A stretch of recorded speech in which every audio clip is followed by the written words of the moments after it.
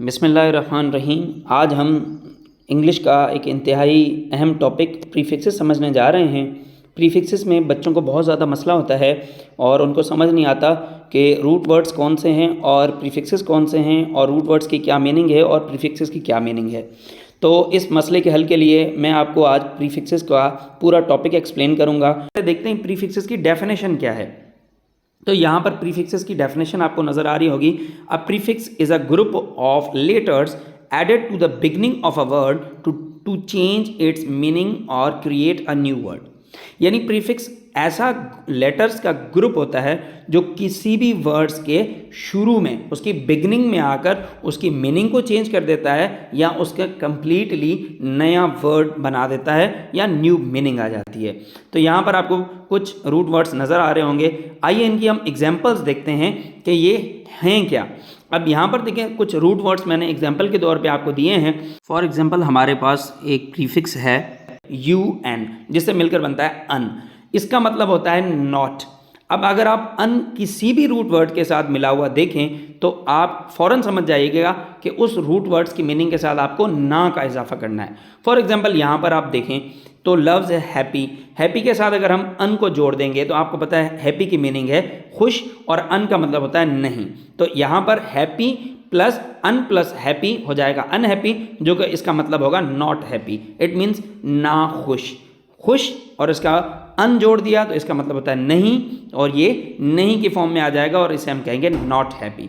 इसी तरह एक और हमारे पास एग्जांपल है प्रीफिक्स की, री। RE री का मतलब होता है अगेन, और जब भी ये किसी वर्ड के साथ यूज होता है तो इसका मतलब है कि वो वर्ड दोबारा, वो काम दोबारा हो रहा है। तो यहाँ पर देखें RE प्लस राइट, री राइट का मतलब ये होता है कि राइट अगेन, यानी दोबारा लिखें। अब एक और एग्जाम्पल हम देखते हैं प्रीफिक्स की, जो है DIS, डिस का मतलब होता है अपोजिट ऑफ, यानी किसी भी चीज़ के अपोजिट में, यानी ना में या अपोजिट में उसके आप कोई काम होता है और यहाँ कोई काम नहीं होता, यानी कोई राज़ी है और कोई नाराज़ है, यानी उसके अपोजिट है।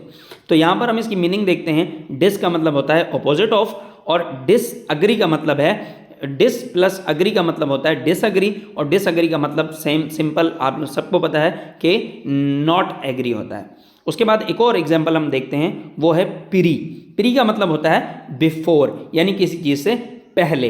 अब एक वर्ड है हमारे पास, रूट वर्ड यहाँ पर व्यू के साथ अगर हम प्री जोड़ देंगे तो ये हो जाएगा प्रीव्यू का मतलब होता है देखने से पहले, व्यू बिफोर यानी देखने से भी पहले।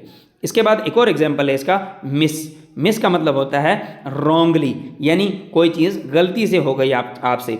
तो यहाँ पर हम एक और एग्जांपल देखते हैं, रूट वर्ड है हमारे पास अंडरस्टैंड में हम देखते हैं कि अगर हम MIS मिस जोड़ दें, मिस प्लस अंडरस्टैंड, तो ये हो जाएगा मिसअंडरस्टैंड। इसका मतलब होगा अंडरस्टैंड रॉन्गली। तो आज हमने प्रीफिक्स को देखा।